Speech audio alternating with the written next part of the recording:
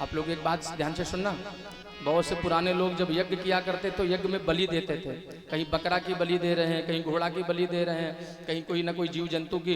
भाई यज्ञों में बलि देने का विधान नहीं है। अगर आप बलि दो तो कुम्हड़ा की बलि दो, नारियल की बलि दो, जायफल की बलि दो, नींबू की बलि दो। ये जीव को मारने की क्या आवश्यकता है? हाँ, जब प्राचीन बरी राजा ने कहा हमने तो 100 यज्ञ अश्वमेध यज्ञ किए हैं, 100 यज्ञ कर डाले हैं, हमको तो भगवान का पद मिलेगा। तो नारद जी आए, नारद जी ने कहा तुम्हारे जितने भी यज्ञ थे सब बेकार हो गए, क्योंकि तुमने प्रत्येक यज्ञ में जीव जंतुओं की बलि दी है। और जब जीव जंतुओं की बलि दोगे तो वो देखो आकाश मार्ग में देखा तो घोड़े हिनहिना रहे थे, बकरे मिमिया रहे थे, जीव जंतु चिल्ला रहे थे।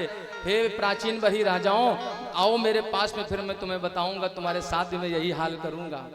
प्राचीन बरी को पश्चाताप हुआ। कभी भी किसी यज्ञ आदि में ये जो बलि वगैरह चलती मत देना, ये बलि में शामिल मत होना। ये जो बलि लोग देते हैं ना, ये बहुत बड़ा अपराध है। हाँ, बलि का तात्पर्य वहां पर ये है, जब पंडित जी कहते भी हैं कि बलिम आलभेत स्तंभनम आलभेत, तो कहने का तात्पर्य उन जीवों को अपने गले से लगाओ, उनको प्रेम करो। हाँ, उन जीवों पर दया करो। ये थोड़ी नहीं कि उनको ले जा करके गड़ासा से काट दो, उनकी बलि दे दो। बहुत बड़ा अपराध है जीवों की। जो जीव, जो हमारे अंदर आत्मा है, वही आत्मा उस जीव के अंदर भी है, वही आत्मा उस चींटी के भीतर भी है, और वही आत्मा उस कुत्ता बिल्ली चूहा के भीतर भी है। जो आत्मा आप में बस रही वही आत्मा सब में है।